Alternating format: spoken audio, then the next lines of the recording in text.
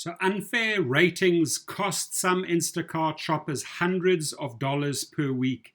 This is unacceptable, folks. And here's what's happening. And I want CEO Apoorva Mehta, who's on my radar for causing a lot of shit with these low Christmas bonuses, right? I want him to hear up, listen in, my friend, and see what you can do to address this issue, because your shoppers going out there during the essential times should not be losing money. They should be making more money.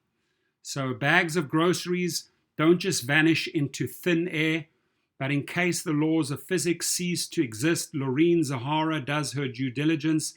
The Instacart shopper keeps receipts for purchases and even photographs them upon delivery. My advice to anyone is, once you've delivered, take a picture, file it away, date it, email it to yourself, text it, hey, I just delivered at this and this time to this and this address. Here's the proof attached. Here's the photo.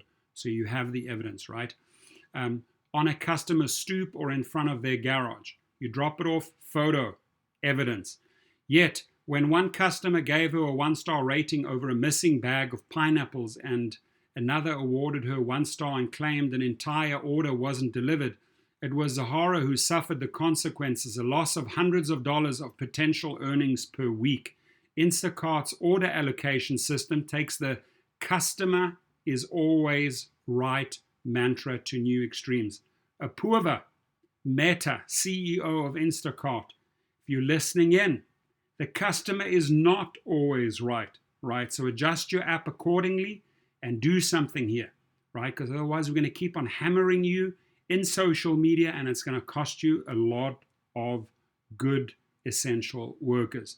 The grocery delivery company presents its workforce of independent contractors with orders based in part on their in-app ratings. Those with higher scores get first pick, often leaving behind fewer and less lucrative batches for everyone else. Interviews with more than 10 shoppers and receipts reviewed by the LA Times show a sharp decline in earnings for shoppers whose ratings drop just slightly below 4.95 out of 5 stars. Often shoppers said the negative reviews were beyond the workers' control. That is correct.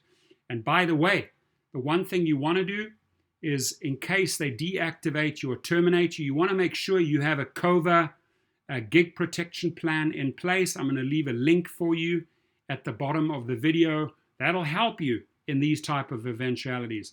So to continue, even though Zahara has evidence that these 2 orders reached the customer's house, right? It was enough to drop her rating to 4.94. She went from earning an average of more than $1,270 per week to $690 per week. Ladies and gentlemen, that's almost a $600 hit because of false reports. While working the same total hours, screenshots and weekly earnings reports show.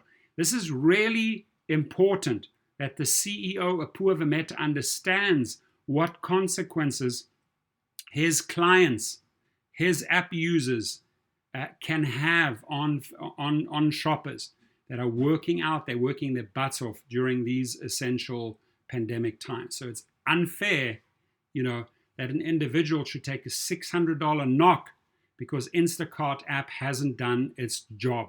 When Zahara had a rating of 4.95, compensation for batches of deliveries available to her ranged from $15 to $45. At a 4.94, screenshot show orders dipped to $9 to $22, with those at the higher end in a different county from where she lived and typically worked. I just had to live with the bad ratings and bad batches and no money. Instacart says the system was developed to ensure ratings are fair and accurate, which they are not, right? And do not unfairly penalize shoppers. Obviously, they are unfairly penalizing shoppers. Otherwise, this report would not have come out. Mr. Apoorva Mehta, you are showing a poor attitude towards your shoppers. Sorry, suddenly I got hiccups. How weird. To protect shoppers, Instacart automatically forgives a customer's single lowest rating. Instacart spokesman Natalia Montalva said, and ratings that are outside of shoppers' control are also forgiven, such as when a customer complains that requested items is out of stock at the store, she said. The system helps the San Francisco company with its effort to maintain high quality control and comply with labor laws in the United States, 3 former employees said. It also has a benefit for workers, the company said. When Instacart began testing the system in 2019, it billed it as a reward to shoppers who offer an excellent experience for customers. Shoppers significantly preferred being incentivized by quality as opposed to any other factors such as time spent shopping or speed. The dozen shoppers interviewed by their Times said they have seen low ratings when customers complain with that specific item. A certain brand of Alfredo sauce in one case is unavailable. Screenshots of communications with Instacart's support team show that even when presented with evidence that shoppers have done everything expected of them, poor ratings don't always go away. So you can read the entire article below. I'm going to leave you the link. It's a rather lengthy article. Just going to read the last paragraph. Customers are asked few questions when reporting items or even entire orders missing, which has allowed some shadowy businesses to take advantage of the system. A network of refund brokers on forums like Discord, Reddit, and Telegram can be hired to help Instacart customers get their money back. Dozens of satisfied customers have posted receipts to show the refunds the brokers managed to secure for them, some receiving as much as $500 of groceries for free. Sickening that there's people like that out there. And Apoorva Meta, you should look into this. People should not be getting $500 of groceries for free. You losing out, tighten up the system, and your drivers are getting dinged for this. It's unacceptable. Now, again, go and get yourself the KOVER, K-O-V-E-R, gig protection plan. The one big thing that I like about this, obviously the legal protection in case you get deactivated over one of those stupid false reports. You can then have them contact legal Rideshare. The legal letters will go out. You will be reinstated.